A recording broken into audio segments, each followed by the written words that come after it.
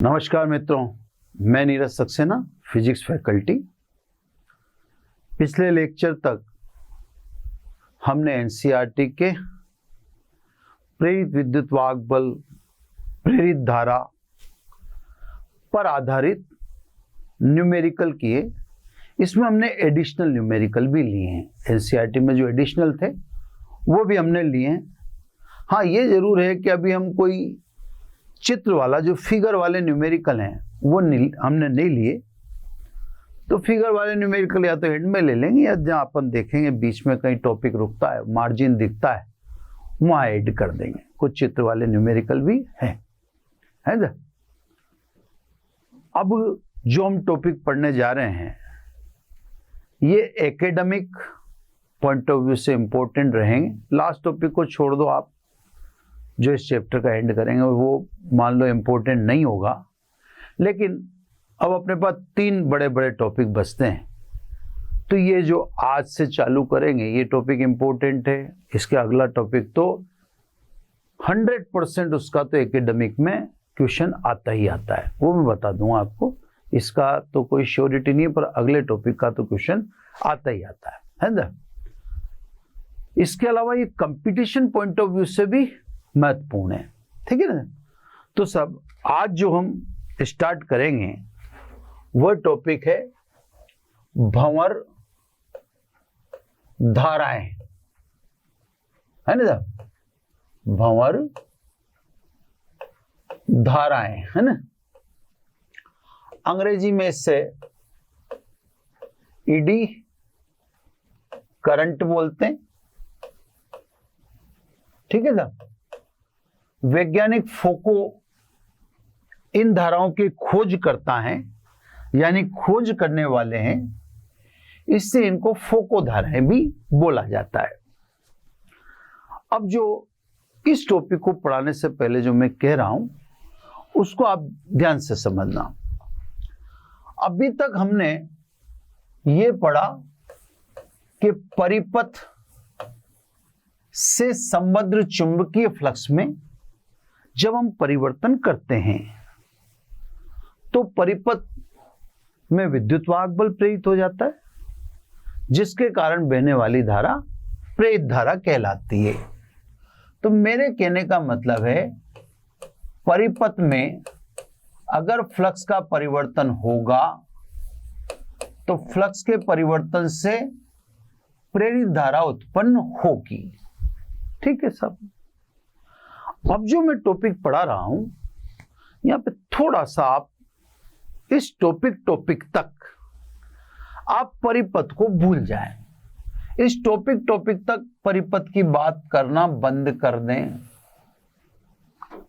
बाकी बातें तो रहेंगी, बाकी चीजें तो रहेंगी, लेकिन अब हम परिपथ के बजाय बात करेंगे जैसे धात्विक पिंड,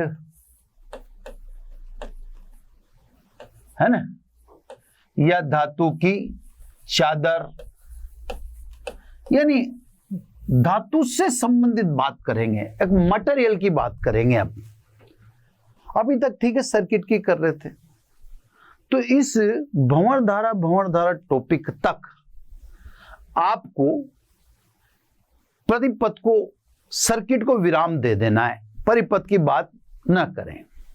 हां, इतना जोर देके कहने का मतलब आप समझ होंगे कि यहां पर जो विकसित होता है या उत्पन्न होता है वो वैसा ही होता है जैसे परिपथ में होता था, लेकिन अब वह परिपथ में नहीं बल्कि किस में देखा जा रहा है, धात्विक पिंड में। तो बात को समझिए साहब, ध्यान से सुनिए। जब किसी धात्विक पिंड, धातु की चादर या धातु के टुकड़े से संबद्ध चुंबकीय फ्लक्स में परिवर्तन होता है, पहले परिपथ में होता था, अब परिपथ की बात नहीं कर रहा हूं। धातु के पिंड, चादर या धातु के टुकड़े से संबद्ध चुंबकीय फ्लक्स में परिवर्तन होता है, तो धातु को जोर देके बोलूंगा मैं ना, तो धातु के संपूर्ण आयतन में ठीक वैसी ही धारा उत्पन्न होती है जैसी परिपथ से संबद्ध चुंबकीय फ्लक्स में परिवर्तन के कारण प्रेरित हुआ करती थी। लेकिन अब परिपथ में तो है नहीं, धातु के पिंड में प्रेरित धारा जैसी उत्पन्न होने वाली धारा को प्रेरित धारा न कहकर क्या बोलते हैं, भंवर धारा कहते हैं। आप समझिए साहब कि ये दोनों है तो एक ही चीज, लेकिन ये परिपथ में और भंवर धारा पिंड में, दोनों की उत्पत्ति का कारण एक ही है, फ्लक्स में परिवर्तन। दोनों एक ही तरह से उत्पन्न होते हैं। यह भी फ्लक्स में परिवर्तन परिपथ से संबद्ध, यह धातु के पिंड से संबद्ध फ्लक्स में परिवर्तन। परिपथ में जो पैदा होती है वो प्रेरित धारा होती है, और धातु के पिंड में जो प्रेरित होती है उसे भंवर धारा कहते हैं। तो दोनों एक ही है ना। तो सब धातु के संपूर्ण आयतन में ठीक वैसी ही धारा उत्पन्न होती है जैसी परिपथ से संबद्ध चुंबकीय फ्लक्स में परिवर्तन के कारण प्रेरित हुआ करती थी। धात्विक पिंड में उत्पन्न या धातु की चादर में उत्पन्न इस धारा को भंवर धाराएं कहते हैं। इनका स्वरूप जलावर्त तरंगों की भांति होता है। जैसे अपन ठहरे हुए शांत जल में एक कंकर या फिंगर डाल दें तो सकेंद्रीय वृत्त पैदा होते हैं, जिनका केंद्र एक है और खूब सारे वृत्त पैदा होते हैं। एग्जैक्टली भंवर धारा का स्वरूप भी उस जल में, शांत जल में कंकर डालने पर या फिंगर डालने पर पैदा होने वाली धाराओं जैसा ही मैं भी दिखा दूंगा थोड़ा सा ना, क्लियर। इसके अलावा भंवर धारा भी प्रेरित धारा की तरह ही सदैव उस कारण का विरोध करती है जिससे स्वयं उसकी उत्पत्ति हुई। दोनों की नेचर एक है, बस फर्क मैंने बताई दिया शुरू में कि वह परिपथ में होती है और भंवर धारा धातु में होती है ना। उदाहरण में भी डिस्टिंग्विश कर देंगे, उदाहरण देंगे जब बता भी दें। तो सब दोनों उस कारण का विरोध करती हैं जिससे स्वयं उसकी उत्पत्ति हुई। मतलब प्रेरित धारा की भांति भंवर धारा भी सदैव आरोपित धारा का विरोध करेगी। ठीक है सब। चलो, धातु के पिंड में भी आपको वैसी चीज मिल गई जैसे परिपथ में फ्लक्स के परिवर्तन से होती थी। हालांकि ताज्जुब वाली बात है पर सत्य है। इन धाराओं की खोज वैज्ञानिक फोको ने की, इसलिए भंवर धाराओं को फोको धाराएं भी कह सकते हैं। लिख देता हूं छोटा सा, है ना, कहीं कोई पूछ ले तो इन्हें सब खोजने वाले वैज्ञानिक के आधार पर फोको धाराएं भी कह सकते हैं। ठीक है सब। अब तंत्र की बात को सुनो, ध्यान देने लायक जो बात है ना। ऐसे तो ठीक है साहब, कोई बात नहीं, एक नया टॉपिक तो है, लेकिन प्रॉब्लम कहां है वो समझो आप। धातु के पिंड में उत्पन्न इन भंवर धाराओं की प्रबलता इतनी अधिक हो सकती है कि इनके द्वारा उत्पन्न ऊष्मा से धातु पिघल जावे। तो सब इन धाराओं को अवॉइड करना इतना आसान नहीं है, क्योंकि इनकी प्रबलता, अब देखो जैसे अपन ने इस चैप्टर को चालू किया था वहां पर शुरू में आपको फेराडे के प्रयोग में बताया था कि सब चुंबक और कुंडली के बीच आपेक्षिक गति का वेग जितना ज्यादा होगा, प्रेरित विद्युत वाहक बल की प्रबलता उतनी ही अधिक होगी। अगर वह नहीं भी बताए तो यहां ध्यान से सुनो कि सब आप जितनी तेजी से परिवर्तन करेंगे, परिवर्तन की आवृत्ति जितनी तेज होगी, परिपथ में प्रेरित धारा और धातु में भंवर धारा उतनी प्रबल होगी। शायद आप अब आज के युवा हो, लेकिन पहले जो ये आपका बजाज स्कूटर हुआ करता था, तो आज तो सभी स्कूटर में बैटरी लग के आती है, तो हेडलाइट वगैरह connected to battery scooter charge करता रहता है चलते हुए, मोटरसाइकिल चार्ज करती रहती है। लेकिन पहले ऐसे बैटरी लगी हुई नहीं आती थी। ये स्कूटर के पिछले पहिए से ही डायनोमा अटैच कर देते हैं, वहीं से बिजली बनती, उसी से वो चीजें चलती थी पहले। अब नहीं, अब तो बैटरी चार्ज होती है उससे। डायनोमा तो अभी भी है, लेकिन अब वो डायनोमा बैटरी को चार्ज करने के काम आता है, अब डायरेक्ट सप्लाई नहीं है।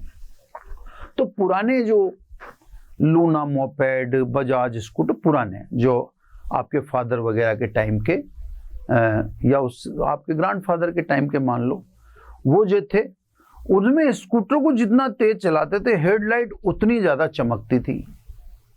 फंडा वही है कि आप फ्लक्स का परिवर्तन जितनी तेजी से करेंगे, प्रेरित विद्युत वाहक बल और प्रेरित धारा उतनी प्रबल होगी, उतनी पावरफुल होगी। प्रबल का मतलब है जब, तो ये बात प्रेरित धारा और प्रेरित विद्युत वाहक बल के लिए भी है कि हम कुंडली और चुंबक के बीच के आपेक्षिक जो गति कर रहे हैं, आपेक्षिक गति का वेग जितना अधिक है, उतनी प्रेरित विद्युत वाहक बल और प्रेरित धारा की प्रबलता अधिक होती है। तो अगर पहले कहीं किसी सीन में अगर ये आया नहीं हो, सुनाया नहीं जा सका हो, तो अब ये ध्यान रखना कि परिवर्तन की तीव्रता जितनी प्रबल होती है या जितनी तेज होती है, उतनी प्रबलता सर्किट में प्रेरित धारा की बढ़ेगी और धातु के पिंड में भंवर धारा की बढ़ेगी।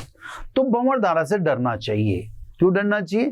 क्योंकि इसकी प्रभाव अगर आपने मान लो बहुत तेजी से चुंबकीय फ्लक्स में परिवर्तन किया, अब वो परिवर्तन का कारण कुछ भी हो, पर आपने बहुत तेजी से अगर चुंबकीय फ्लक्स में परिवर्तन किया, तो आप समझ लो कि प्रबल भंवर धारा उत्पन्न होगी या भंवर धारा की प्रबलता अत्यधिक उच्च होगी और ये इतनी ऊष्मा उत्पन्न कर सकते हैं कि धातु पिघल जावे। अब सब ये तो हो गया इसका डेफिनेशंस वगैरह। अब मैं इसका आपको थोड़ा स्वरूप समझाता हूं, है ना।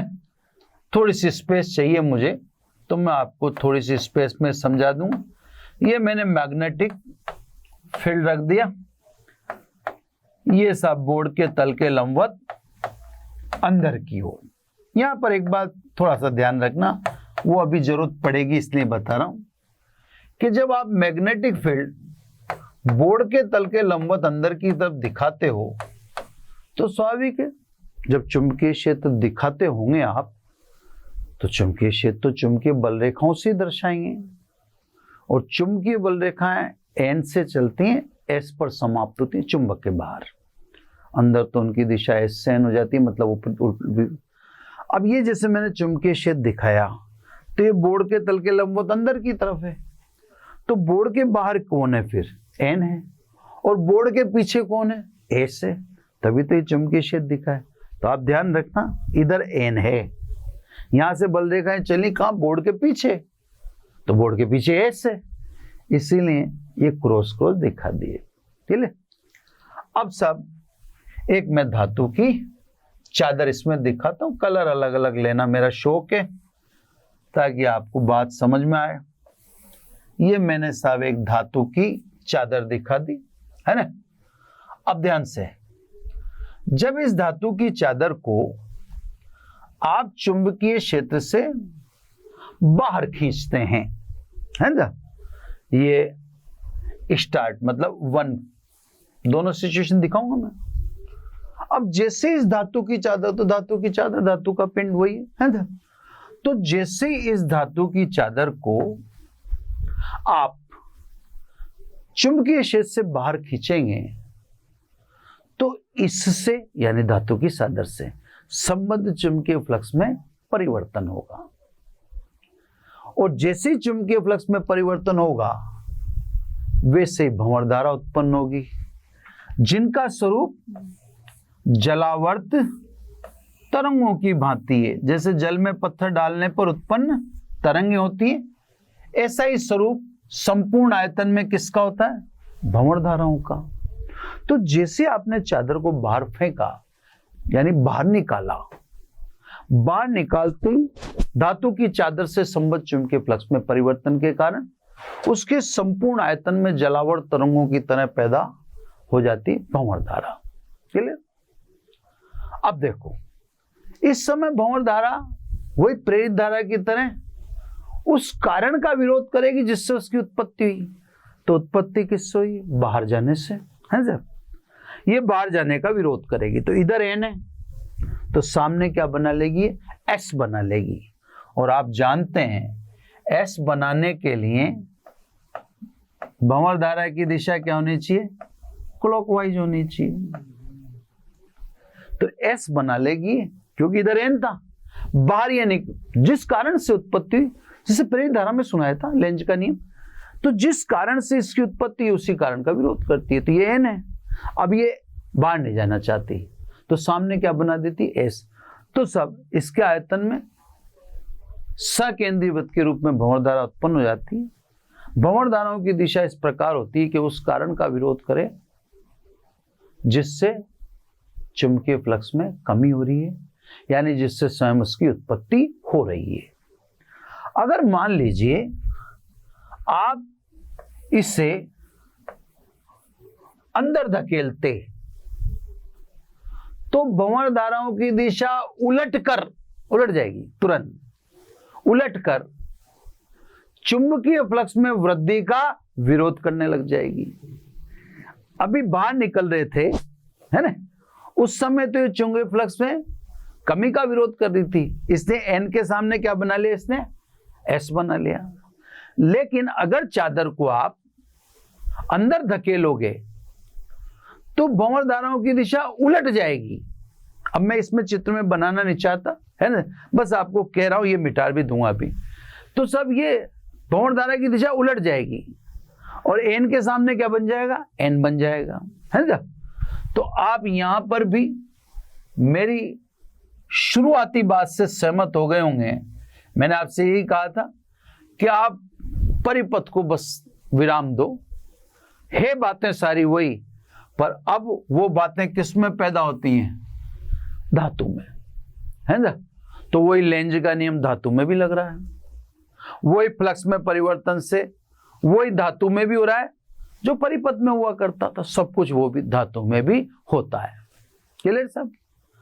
अब तीसरा पैराग्राफ, भंवरधारा की दिशा आपने देख ही ली, है ना, एक हिसाब में दिखाइए। अभी इस समय तो ये चुंबकीय फ्लक्स में कमी का विरोध कर रही है, इसलिए एन के सामने एस बना दिया मैंने। अगर आप धक्का देते तो ये चुंबकीय फ्लक्स में वृद्धि का विरोध करेगी और भंवरधारा की दिशा उलट जाएगी। फिर एन के सामने ये एन बना देगी ताकि फ्लक्स में वृद्धि का विरोध हो। अब तीसरा पैराग्राफ, तो मैंने दो पैराग्राफ आपको सुना दिए। एक पैराग्राफ में तो मैंने डेफिनेशन दे दी, है ना। दूसरे पैराग्राफ में मैंने इसको दिखा दिया, तो विजुअल या विजुअल कहते हैं, सेकंड में इसका विजुअल दे दिया और रीजन दे दिया, है ना, रीजन भी बता दिया सब। क्लियर? अब सब तीसरा पैराग्राफ अपन ले रहे हैं। तीसरे पैराग्राफ में अपन कह रहे हैं कि सब ये पावरफुल होती हैं तो ये तो दिक्कत देंगी, बिल्कुल देंगी। अब इनकी दी गई दिक्कत से हम कैसे बचें? तो अब तीसरे पैराग्राफ, धातु पिंड में भंवरधाराओं की प्रबलता प्रतिरोध पर निर्भर करती है ना। तो ये तो पहले से ही I directly proportional to R, है ना।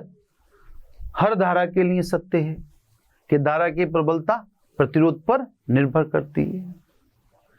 पिंड का प्रतिरोध जितना अधिक होगा भंवर धाराएं क्षीण होती चली जाएंगी या उनकी प्रबलता में कमी हो जाएगी।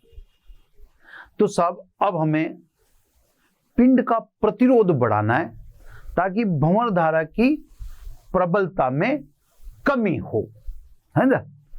इसके लिए एक तो एडवाइस है कि किसी धातु के ऐसे शेप लें जिनमें सकेंद्रीय वृत्त न बन सके, यानी धातु का आप खांचेदार स्वरूप का इस्तेमाल करें, जैसे ऐसे स्वरूप का इस्तेमाल करें। यह धातु की खांचेदार आकृति, इनमें कंटिन्यूटी नहीं है। अब कंटिन्यूटी नहीं है तो ऐसा सकेंद्रीय वृत्त कंप्लीट नहीं हो पाएगा, खांचे खांचे बना देने बीच में। तो सब एक एडवाइस तो ये है कि इनकी प्रबलता प्रतिरोध पर निर्भर करती है। प्रतिरोध जितना अधिक होगा भंवर धाराएं उतनी कम होती चली जाएंगी। प्रतिरोध अत्यधिक उच्च है तो भंवर धारा क्षीण हो जाएंगी। क्लियर? तो कहने का मतलब अब उसके संदर्भ में पहली एडवाइस आपको दे दी गई है कि धातु के खांचेदार टुकड़े का इस्तेमाल करें। आपने ट्रांसफार्मर वगैरह के कभी कुंडलियों को खोला हो तो ट्रांसफार्मर की कुंडलियों को खोल चुकने के बाद आप जो पत्तियां पाएंगे वो पत्तियां थोड़ी थोड़ी खांचेदार आकृति जैसी पाएंगे। अब मेन एडवाइस है ना, मेन एडवाइस ये है कि जिस धातु के टुकड़े पर, क्रोड बोलते हैं टुकड़े को ना, आप यहाँ पर टुकड़ा टुकड़ा ऐसे नहीं बोला करते, फिजिक्स में उसको क्रोड बोल देते हैं। तो आप जिस धातु के टुकड़े पर कुंडलियां लपेटने वाले हैं, तो भाई जहां कुंडली लपेटेंगे वहीं धारा प्रवाहित होगी। और हम इस बात को जानते हैं, कुंडली के केंद्र पर अक्ष की दिशा में चुंबकीय क्षेत्र उत्पन्न होता है तो फ्लक्स में परिवर्तन भी हो सकता है ना साहब। चांस है पूरे प्रत्यावर्ती धारा प्रवाहित कर दी तो होंगे ही होंगे। अब प्रत्यावर्ती धारा भी आपने नहीं पढ़ रखी, लेकिन हम जिनकी बात कर रहे हैं वो प्रत्यावर्ती से रिलेटेड है। तो साहब कुंडलियां लपेट के प्रत्यावर्ती धारा परिवर्तित कर दोगे तो वो तो फ्लक्स में तो परिवर्तन निश्चित है, होगा ही। ठीक है सर।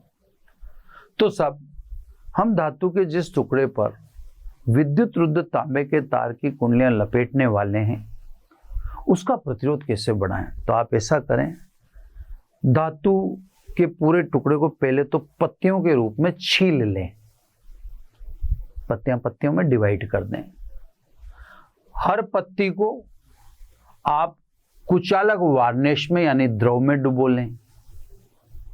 पहले तो आपने धातु का पूरा एक टुकड़ा लिया, उस टुकड़े को पत्तियों में छील दिया, अलग अलग कर दिया, है ना। अब इन सभी पत्तियों को आप कुचालक द्रव में डुबोकर वापस अपनी जगह पर जमा दीजिए जहां से निकाला था, वापस पिंड बन जाएगा, है ना। इस प्रक्रिया को हम कहते हैं, इंग्लिश में कहते हैं लेमिनेटेड और हिंदी में कहते हैं पटलित, है ना। तो ये प्रक्रिया कहलाती है पटलित और धातु के टुकड़े को कहते हैं पटलित क्रोड। अब स्वाभाविक है कि धातु का पूरा टुकड़ा काम में लिया ही नहीं, उसको हर टुकड़े को आपने या पत्तियों को छीलकर हर टुकड़ा आपने वार्निश में डुबो दिया और वापस चिपका दिया तो प्रतिरोध अत्यधिक उच्च हो चुका, भंवर धारा क्षीण हो जाएगी। क्लियर? तो कहने का मतलब भंवर धारा को क्षीण करने के लिए धातु के टुकड़े को छीलिए, वार्निश में डुबोइए, वापस पत्तियां चिपका दीजिए। इस प्रक्रिया को पटलित करना या लेमिनेटेड कहते हैं। और धातु के टुकड़े को पटलित क्रोड, है ना साहब, मैं लिख देता हूं, धातु का टुकड़ा कहलाता है पटलित क्रोड, अंग्रेजी में उससे लेमिनेटेड कोर कहते हैं, है ना। आपका जनित्र है, जनित्र में कुंडलियां हैं, पंखा है, पंखे में कुंडलियां हैं, मतलब मोटर, तो जनित्र है, मोटर है, इन सभी में कुंडलियों को लपेटने के लिए नर्म लोहे की पटलित क्रोड लैमिनेटेड कोर का इस्तेमाल करते हैं। क्लियर साहब? तो भंवर धारा से बचने के लिए आप रेजिस्टेंस को बढ़ाइए। उसके दो आइडिया हैं आपको। पहला आइडिया तो क्या काम में लेना है कि सब खांचेदार आकृतियों का इस्तेमाल करें, जो मैंने दिखा दी, और एक पूरा टुकड़ा कभी काम में न लें। एक पूरा टुकड़ा काम में ले लिया तो आप फंस जाएंगे बुरी तरह। भंवर धारा बहुत बड़ी गड़बड़ कर देगी। आपने देखा ना, इंडक्शन कुकर आ रहा है ना आजकल। इंडक्शन कुकर इसी कंसेप्ट पे काम करता है, उसका यही कंसेप्ट है। उसमें कोई ना आग निकलती ना कुछ निकलता। आपने कभी देखा होगा इंडक्शन को, जो स्टोव है, उस इंडक्शन स्टोव में कोई ना तो आग निकलती ना कुछ होता, फिर भी वो आपके जो वेजिटेबल है, चाय वगैरह वो पकाता है। तो उसमें यही प्रिंसिपल का, वो इंडक्शन जो स्टोव है वो इसी प्रिंसिपल पर बेस्ड है। ठीक है साहब? उसमें अंदर मशीन होती है जो फ्लक्स में परिवर्तन करती है। अब साहब भंवर धारा के प्रॉफिट एंड लॉसेस है ना। तो पहले साहब लाभ की बात करें। भंवर धारा के लाभ क्या क्या लाभ है साहब? तो रुद्धोल धारा मापी में कुंडलियों की साम्य अवस्था के लिए, साम्य अवस्था के लिए। अब देखो, किसी भी एक को डिटेल में जान लो, लगभग सब में वही बात होती है। धारा मापी आपने पढ़ा, धारा मापी की एक संरचना है, उसमें एक बीच में बेलन होता है। बेलन पर आप विद्युत रुद्ध तांबे के तार की कुंडलियां लपेट देते हैं। जैसे इन कुंडलियों में धारा प्रवाहित करते हैं तो टो बराबर NIAB साइन थीटा के कारण, मतलब बल आघूर्ण के कारण कुंडलियां घूमती हैं। जब कुंडलियां घूमती हैं तो निलंबित कुंडली धारा मापी है तो फास्फोर ब्रांच के तंतु और स्प्रिंग में, और कीलकित कुंडली धारा मापी है तो ऊपर और नीचे लगी स्प्रिंग में ऐंठन आने के कारण प्रत्यानयन बलागुण उत्पन्न हो जाता है, यानी विपरीत दिशा में बलागुण उत्पन्न हो जाता है। यह आरोपित बलागुण के विरुद्ध होता है, तो कुंडली को साम्यावस्था में आना है, क्योंकि विपरीत दिशा में बलागुण पैदा हो गया। तो सब कीलकित कुंडली में धारा मापी में आपने ऊपर और नीचे दो स्प्रिंग लगा दी। निलंबित कुंडली धारा मापी में ऊपर फास्फोर ब्रांच का तंतु, नीचे स्प्रिंग लगा दी। अब ऐसा ही एक धारा मापी और है, जिसे अपन कह रहे हैं रुद्धोल धारा मापी, है ना। इसमें मत लगाओ स्प्रिंग, ये कुछ अलग कंसेप्ट पे काम कर रहा है। ये भंवर धारा के कंसेप्ट पे काम कर रहा है। ये यूं कहता है कि बेलन के ऊपर आपने जैसे एल्यूमिनियम का फॉइल लपेट दिया, परत लपेट दी, उसके ऊपर आपने आयताकार विद्युत रुद्ध तांबे के तार की कुंडलियां लपेट दी। क्लियर? जैसे आप कुंडलियों में धारा प्रवाहित करोगे, कुंडलियां घूमेंगी। अब कुंडलियां घूमेंगी तो अक्षीय दिशा में चुंबकीय क्षेत्र, है ना, क्योंकि आप जो कर रहे हो उससे स्वाभाविक है, कुंडलियों में धारा प्रवाहित करो तो अक्ष की दिशा में चुंबकीय क्षेत्र उत्पन्न होगा इससे। अब इसमें अक्ष पे रखा कौन है? अक्ष पे आपका बेलन और एल्यूमिनियम की परत रखी हुई है। तो स्वाभाविक है, जब कुंडली घूमेगी तो चुंबकीय क्षेत्र भी परिवर्तित होगा, भिन्न भिन्न दिशा, थीटा चेंज हो रहा है, कोण चेंज हो रहा है। तो सब जब उस बीच वाले कुंडलियों के बीच में रखे धातु के टुकड़े से समृद्ध चुंबकीय फ्लक्स में परिवर्तन होगा तो भंवर धारा उत्पन्न होगी। और भंवर धारा उस कारण का विरोध करती है जिससे स्वयं उसकी उत्पत्ति हुई। अब उसकी उत्पत्ति किससे हुई है? कुंडली में प्रवाहित धारा के कारण, तो वो उसी का विरोध करेगी। यानी अगर धारा कुंडली को क्लॉकवाइज घुमा रही है तो भंवर धारा कुंडली को एंटी क्लॉकवाइज घुमाने के लिए बल पैदा या बलागुण पैदा करेगी। स्वाभाविक के विपरीत दिशा में जब बलागुण पैदा होगा तो कुंडली विराम अवस्था में आ जाएगी, साम्य अवस्था में आ जाएगी। तो साहब ये कंसेप्ट है। अब इसे तो पंखा भी बना सकते हो ना आप, पंखे में भी तो कंसेप्ट तो घुमाना है। अब आप फ्लक्स का परिवर्तन इस तरह से कर दो कि साहब पंखे में विपरीत दिशा में प्रत्यानयन बलागुण पैदा हो जाए, विपरीत दिशा में तो पंखा घूमने लग जाएगा। तो एक कंसेप्ट है, उसको आप मतलब उसी तरह से समझो कि भंवर धारा उस कारण का विरोध करेगी जिससे स्वयं उसकी उत्पत्ति हुई, है ना। ऐसे सब इलेक्ट्रिक ट्रेन के ब्रेक में, है ना, इलेक्ट्रिक ट्रेन के ब्रेक में, ठीक है ना। अब इलेक्ट्रिक ट्रेन के ब्रेक में तो सब पहिए के पीछे एक ब्रेक ड्रम होता है। अब आप यूं समझ लो धातु का एक छोटा बेलन, ऐसे कह दो आप, है ना, छोटा बेलन, वो ज्यादा मतलब छोटा का मतलब लंबाई ज्यादा नहीं होनी चाहिए, उससे हम ब्रेक ड्रम कहते हैं, धातु का है। अगर हमें ट्रेन को मान लीजिए रोकना है तो रोकने के लिए विपरीत दिशा में बलागुण पैदा करो। आपका काम ये, साइकिल में आप पहिए को रोकते हो तो ब्रेक लगा के विपरीत दिशा में बल लगाते हो, है ना। तो सब हमें अगर ट्रेन के पहिए को रोकना है तो उसके पीछे ब्रेक ड्रम लगा हुआ है, इसे धातु का बेलन है, इसे छोटा, उस पर फ्लक्स का परिवर्तन इस प्रकार कर दें या इस प्रकार करें कि गति के विपरीत बलागुण पैदा हो। अब गति के विपरीत बलागुण पैदा होगा तो गाड़ी अवमंदित होगी, धीमी होगी, रुकेगी। तो सब कंसेप्ट तो वही है ना। तीसरा, प्रेरणी भट्टी, है ना, धातु शोधन के लिए इसका इस्तेमाल करते हैं, है ना, विशेष रूप से चांदी के लिए।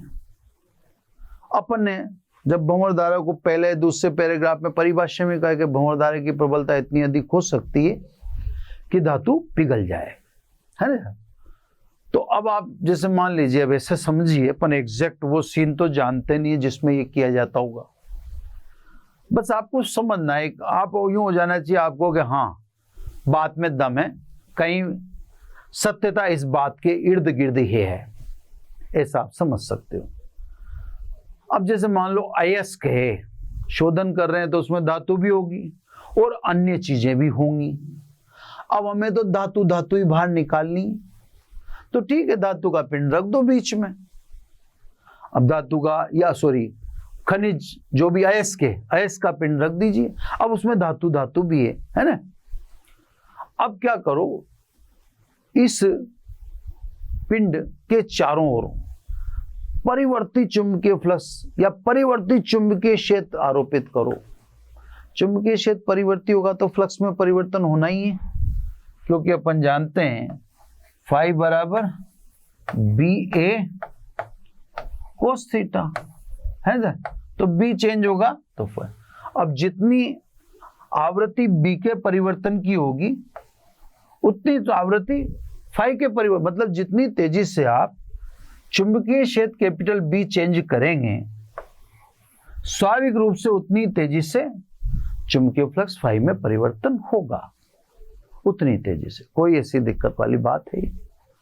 तो सब बीच में तो मान लीजिए हमने अयस्क रख दिया जिसमें चांदी है, मेटल है ना, और उसके चारों तरफ तीव्र परिवर्ती उच्च आवृत्ति, है ना, हाई फ्रीक्वेंसी। क्योंकि मैंने आपसे शुरू में कहा कि जितनी परिवर्तन की तीव्रता अधिक होगी भंवर धारा की प्रबलता भी उतनी अधिक होगी।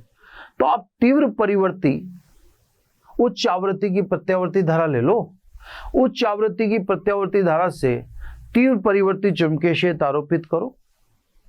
जब तीव्र परिवर्ती चुंबकीय क्षेत्र आरोपित करोगे तो स्वाभाविक प्रबल प्रेरित विद्युत वाहक बल या प्रबल प्रेरित धारा उत्पन्न होगी, और जब धारा उत्पन्न होगी तो ऊष्मा उत्पन्न होगी।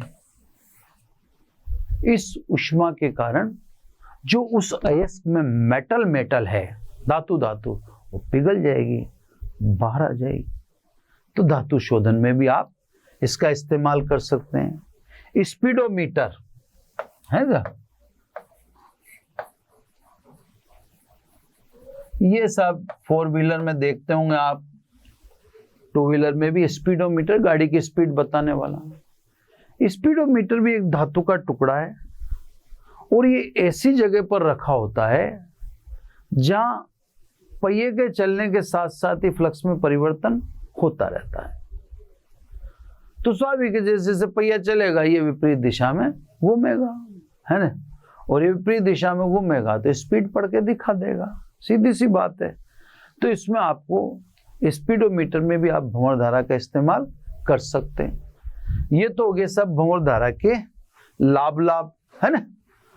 अब सब इसी पे हानियों की बात भी कर देता हूं, क्योंकि टॉपिक तो ये थ्योरेटिकल था, तो इसको यहीं खत्म कर लेते हैं, फिर अगले पेज पे तो अगला टॉपिक लेते हैं, हानियां। ठीक है ना। जनित्र हुआ, मोटर हुई, मोटर में तो आप सिंपल पंखे वंखे को अज्यूम कर लिया करो ना।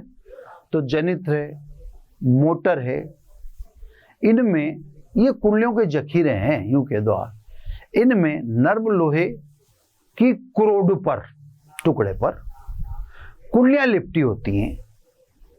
अब ये काम एसी, अधिकांश एसी, जैसे आप यूं देखो अपन जो अपने आसपास तो अपने घर में सप्लाई एसी की, तो जब इनको एसी में इस्तेमाल करोगे आप, प्रत्यावर्ती धारा, एसी का मतलब एयर कंडीशन नहीं, प्रत्यावर्ती धारा में इस्तेमाल करोगे तो आप अज्यूम कर सकते हो कुंडलियों में तेजी से धारा की दिशा चेंज होगी, और कुंडलियों में धारा की दिशा चेंज होगी तो उनके बीच जो जिन पे आपने कुंडलियां लपेट रखी हैं, उन धातु के टुकड़े से संबद्ध चुंबकीय फ्लक्स में तेजी से परिवर्तन के कारण उत्पन्न भंवर धारा से ऊष्मा के रूप में ऊर्जा की हानि होगी, जिससे भंवर धारा हानि कहते हैं।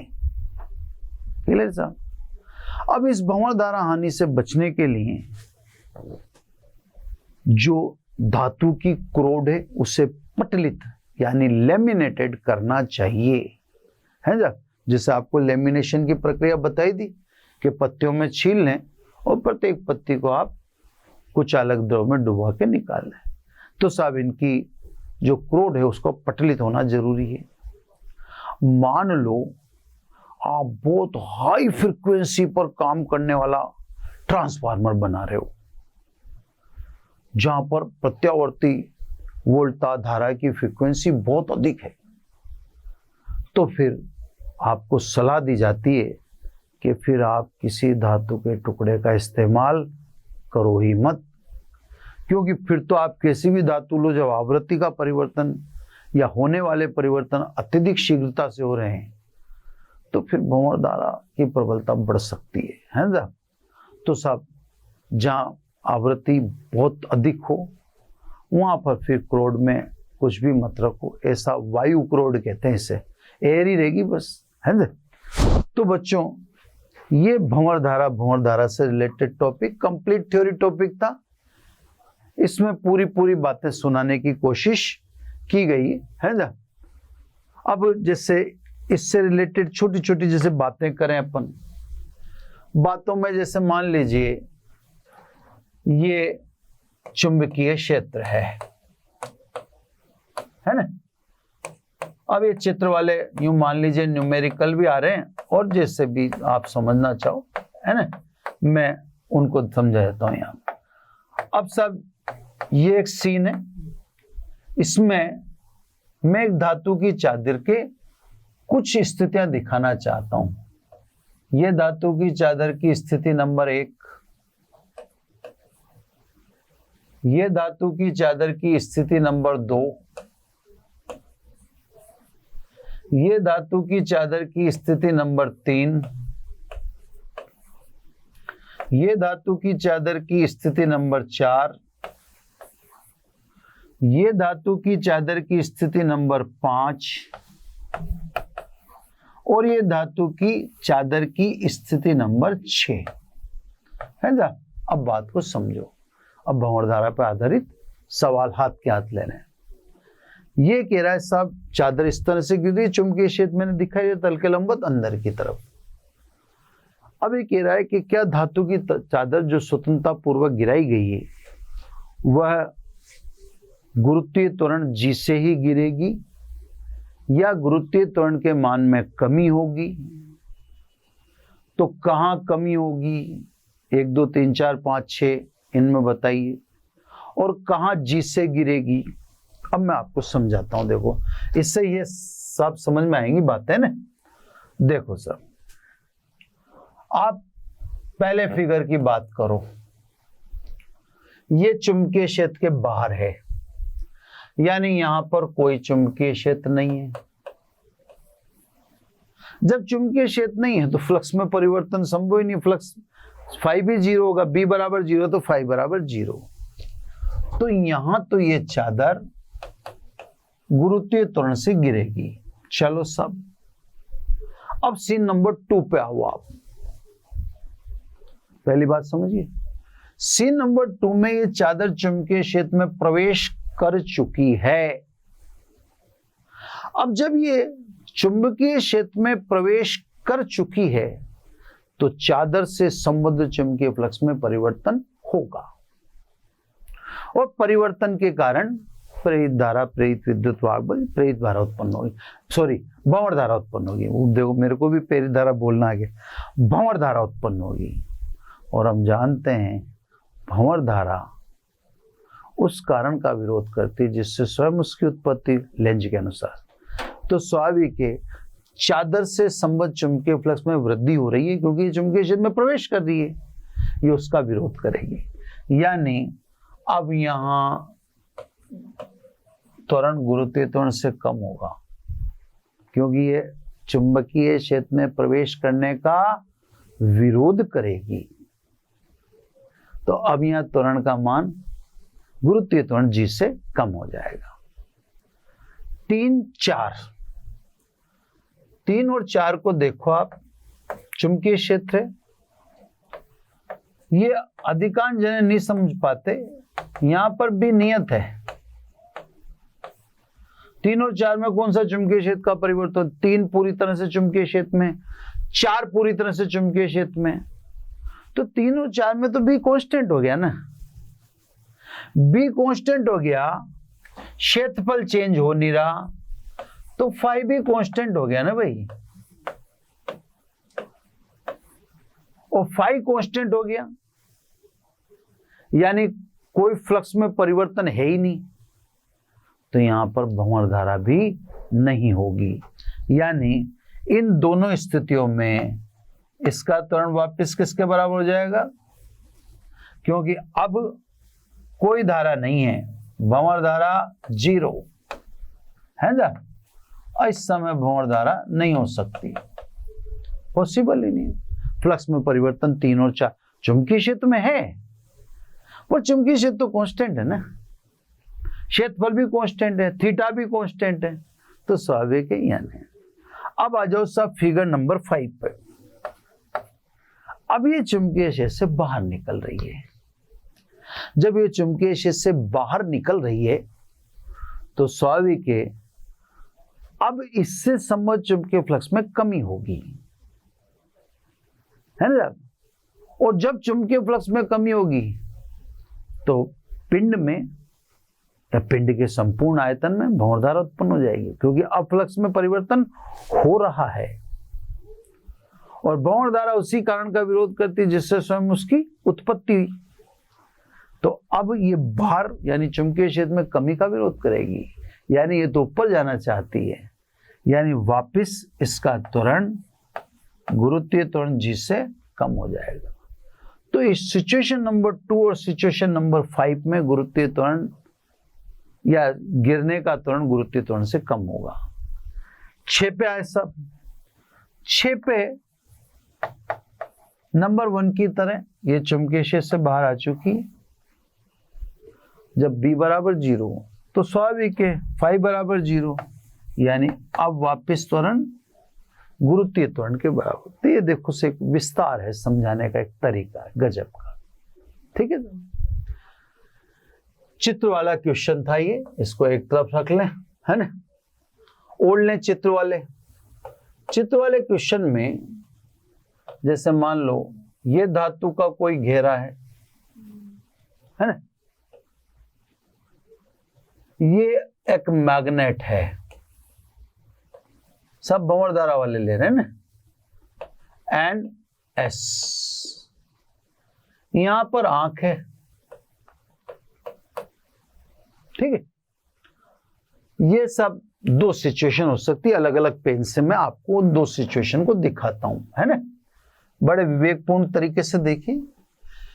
एक सिचुएशन में तो ये पूछा जा सकता है कि जब आप चुंबक इस वृत्ताकार घेरे के पास ला रहे हो,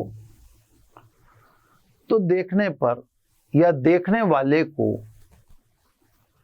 चुंबक के या घेरे के तल पर कौन सा ध्रुव दिखाई देगा, या कौन सा ध्रुव दिखना चाहिए, है ना। दिख के बनता तो है नहीं ध्रुव, कैसा ध्रुव बनेगा, है ना, जो आंख से दिखे। तो देखो साहब, आप एन ला रहे हो, स्वाभाविक के धातु का छल्ला है तो भंवर धारा पैदा होगी, है ना। ये उस कारण का विरोध करेगा जिससे स्वयं इसकी उत्पत्ति हुई है। तो चुंबक को पास लाने से इसकी उत्पत्ति हुई है, तो ये पास लाने का विरोध करेगा। यानी सामने की ओर, सामने की ओर क्या बन जाएगा, नॉर्थ बन जाएगा, नॉर्थ के सामने नॉर्थ, विरोध कर दिया सब। अब क्योंकि ये यूं नहीं पूछ रहा, ये यूं पूछा पीछे आंख को क्या दिखेगा, तो इधर से अगर एन दिख रहा है तो उधर, जैसे इधर वाले को अगर ये एंटी क्लॉकवाइज दिख रही है धारा की दिशा, है ना, तो उधर वाले को क्या दिखेगी, क्लॉकवाइज। तो इस समय आंख को जो दिखेगा वो आंसर क्या होगा साहब, कौन सा पोल होगा, एस, आंख को जो दिखेगा। इसी का ये भी सीन हो सकता है कि साहब, है ना, वो का वही चित्र, लेकिन पूछने का तरीका डिफरेंट, एन और एस वही आंख, है ना। ऐसा मैं आपको ये इसलिए करा रहा हूं, एकेडमिक में भी आते हैं ये क्वेश्चन और कंपटीशन में भी, इसलिए आपको वहां पे बड़ा विवेकपूर्ण तरीके से देखना होता है ना। और आंख पे विशेष रूप से ध्यान, अभी जैसे मान लो इससे अपने को तो एन दिख रहा है, अपन कहते एन दिखेगा, अरे भाई आंख तो पीछे है ना, अब इधर से ही देखते भाई, अगर इधर से ही देख रहे होते तो एन नहीं दिखता भाई, देखने वाला तो ये भी हो सकता है, तो ये देखेगा तो इसको तो एन दिखेगा, पर उस वाले को तो एस दिखेगा ना। तो आपसे पूछा जा सकता है, ठीक है, वो संभावना भी हो सकती है कि इधर वाले से ही आपसे पूछ ले भाई आपको क्या दिखेगा, तो आप तो चुंबक लाने वाले हो ना, तो जो चुंबक लाने वाला है तो उसको तो वही दिखेगा जो उसकी तरफ है, तो इधर वाले को तो एन दिखेगा, पीछे वाले को एस। अब साहब इसी सवाल का वर्जन है ये, मान लो आप एन को दूर लेके जा रहे हो, अब छल्ले से संबद्ध चुंबकीय फ्लक्स में कमी होगी, वो कमी का विरोध कर देगा, मतलब चुंबक को दूर नहीं जाने देगा। चुंबक को दूर नहीं जाने देगा तो वो अपने तल पर क्या बना लेगा, वो अपने तल पर एस बना लेगा। यानी अब देखो धारा तो अब क्लॉकवाइज हो जाएगी, है ना। आप चुंबक को खींच के पीछे ले जा रहे हो, लेकिन आंख को क्या दिखेगा, तो अभी आपको समझाया था कि आप इधर से देख लो, उधर से तो आपको क्या दिखेगा, उधर से तो आपको एन दिखेगा, ठीक है ना, आंख की तरफ। तो ये भी एक चित्र वाला सवाल है कि सब आंख को इस स्थिति में क्या दिखेगा, ठीक है। इसके अलावा जैसे मान लो ट्रेन है, या यूं कहते हैं अपन, ट्रेन भी बहुत अच्छा उदाहरण है ना, ट्रेन है, या यूं कहते हैं ज्वलनशील पदार्थ ले जाने वाले ट्रक है, इनमें एक चेन घिसटती हुई चलती है। पहले ज्वलनशील पदार्थ, एक सिंगल बात कर लें, दो बातें करेंगे तो फिर चक्कर पड़ जाएगा, है ना। तो पहले अपन ट्रक की बात कर लें। ज्वलनशील पदार्थ जैसे गैस है, पेट्रोल है, डीजल है, ये ले जाने वाले ट्रक होते हैं। इन ट्रकों से एक चेन लटकी हुई पृथ्वी पर घिसटती हुई चलती है। क्यों?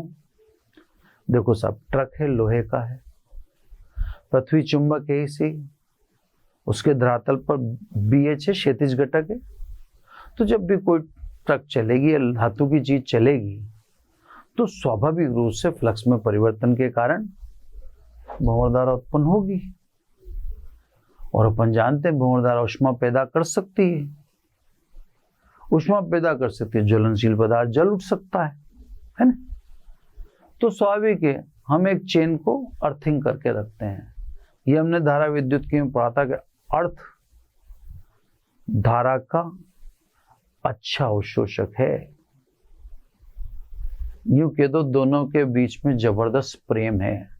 अर्थ धारा को कंप्लीट ड्रिंक करना चाहती, कंप्लीट। तो स्वाभाविक है अगर भंवर धारा उत्पन्न भी हो तो अर्थ से घिसटती हुई चेन जो अर्थ के संपर्क तो किस में चली जाएगी? अर्थ में चली जाएगी, आप सेफ होगी। अब ट्रेन की बात कर लें। ट्रेन तो एक लंबा चौड़ा चालक है, धातु का पिंड है, लोहे की है पूरी। ट्रेन में भी जब चलेगी तो BH या B वर्टिकल कटेगा ही सही, पृथ्वी के चुंबकीय घटक कटेंगे। वो क्षैतिज घटक भी हो सकता है, ऊर्ध्व घटक भी हो सकता है। जो भी बल रेखाओं को काटेगा उससे संबद्ध चुंबकीय फ्लक्स में परिवर्तन होगा। और जब चुंबकीय फ्लक्स में परिवर्तन होगा, चुंबकीय फ्लक्स में परिवर्तन होगा तो स्वाभाविक है सर्किट होगा तो प्रेरित धारा पैदा होगी, और पिंड होगा तो भंवर धारा पैदा होगी, है ना। भंवर धारा ऊष्मा पैदा करके दिक्कत पैदा कर सकती है ना। तो सब इसीलिए ट्रेन की जो पटरी होती है वो हर कुछ दूरी पर अर्थिंग रहती है, ताकि कुछ ऐसी संभावना भी बने तो संभावना को ही समाप्त कर दिया जाता है ना। इससे सब बहुत सारी चीजें हैं। देखो विचारों पे चलता है काम। अब जैसे एक लोहे का पाइप है ना, इसमें आप चुंबक गिरा रहे हो, है ना, क्या होगा सब? तो चुंबक गिरेगा, ये नीचे की तरफ आप ला रहे हो। स्वाभाविक लोहे का पाइप है, धातु है तो वहां भंवर धाराओं की बात करनी होती है ना। और सर्किट होता है तो प्रेरित धारा की बात करनी होती है। तो जैसे मैग्नेट लाओगे तो फ्लक्स में परिवर्तन के कारण भंवर धारा उत्पन्न होगी, और भंवर धारा की दिशा इस प्रकार होगी जो स्वयं की उत्पत्ति का विरोध करे, यानी n के सामने n बन जाएगा। तो स्वाभाविक है गुरुत्वीय त्वरण का मान चुंबक के त्वरण जो गिरने का त्वरण है उसका मान गुरुत्वीय त्वरण से कम होगा, क्योंकि जब तक वो चलती रहेगी पाइप के अंदर तब तक उसका कंटिन्यू विरोध करती रहेगी भंवर धारा। कौन सा ध्रुव बनाकर? उत्तरी ध्रुव बनाकर, क्योंकि भंवर धारा उसी कारण का विरोध करती है जिससे स्वयं उसकी उत्पत्ति हुई। तो ये भी एक क्वेश्चन है। इससे ही सब बस इसी में बता रहा हूँ ना, छोटे छोटे आपको समझा रहा हूँ बिल्कुल कंफर्टेबली। नेक्स्ट है, अभी जैसे आपने घर पे देखा होगा, या उसको अभी रोक दें अपन, ऐसे देख लो आप कि जैसे चिड़िया वगैरह या पक्षी वगैरह तार पर बैठते हैं, सिंगल वायर पे बैठते हैं। कभी कभार आपने देखा होगा जैसे या तो लाइट जाए या लाइट आए। लाइट जा ही रही है तो कोई दिक्कत नहीं है, आ ही रही है तो भी कोई दिक्कत नहीं है। लेकिन मान लो पक्षी उस समय बैठा हो जब लाइट नहीं थी, और उसके बैठे रहते समय लाइट आ गई हो, या पक्षी जब बैठा उस समय लाइट चली गई हो, तो इन दो समय विशेष रूप से आप देखना या ध्यान देना, है ना।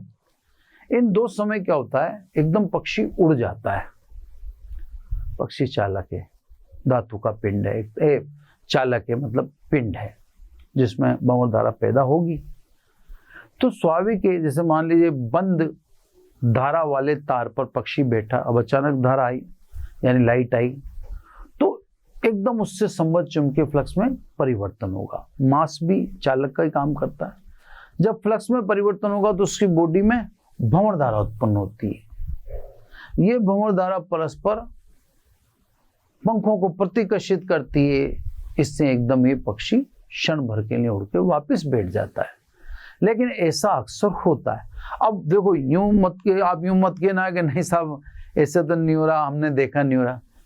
तो आप एक चीज को समझा भी करें, अगर आप बायोलॉजी पढ़ते हैं या बायोलॉजी के स्टूडेंट हैं तो साहब हम जब चीजों को बरसों तक करते रहते हैं तो वो हमारी आदत में आ जाते हैं, है ना। तो ऐसा न समझें आप यूं कल उठा के मेरे से कह दें कि सर हमने तो देखा ही नहीं है ऐसा होते हुए, तो नहीं होता होगा। क्योंकि क्या होता है, आपके अंदर ही बुद्धि थोड़ी है, बुद्धि तो पक्षियों के अंदर भी है। तो ऐसा होते होते वो भी अभ्यस्त हो जाते हैं। हमने भी देखा ना, हमारे साथ कई चीजें होती हैं, तो हम भी एक स्थिति के बाद क्या हो जाता है कि कई डेंजर चीजों से अभ्यस्त हो चुकते होते हैं, है ना। अब वो कोई नया अगर वो करेगा तो नए के लिए तो एकदम वो अजीबोगरीब लगेगा, है ना। लेकिन अब जैसे मान लो कोई कड़वी दवाई होती है कई सारी, तो जो प्रोजी पी रहा है फिर उसके लिए उसकी कड़वाहट खत्म हो जाती है।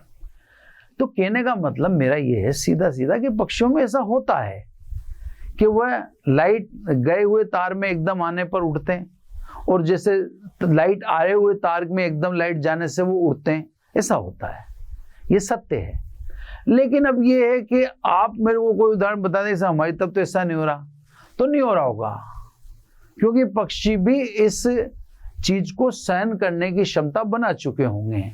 इतना संघर्ष के बाद उनके भी अंदर ये चीजें विकसित हो गई, ऐसा डार्विन कहते हैं, मैंने तो यही सुना है। तो कहने का मतलब ये मैं कह रहा हूं, वो जरूरी भी नहीं है कि ऐसा हमेशा ही हो, है ना। तो कहने का मतलब आप कई सारी सिचुएशन देखेंगे, एक बार मैं कंसीडर कर लूंगा, है ना।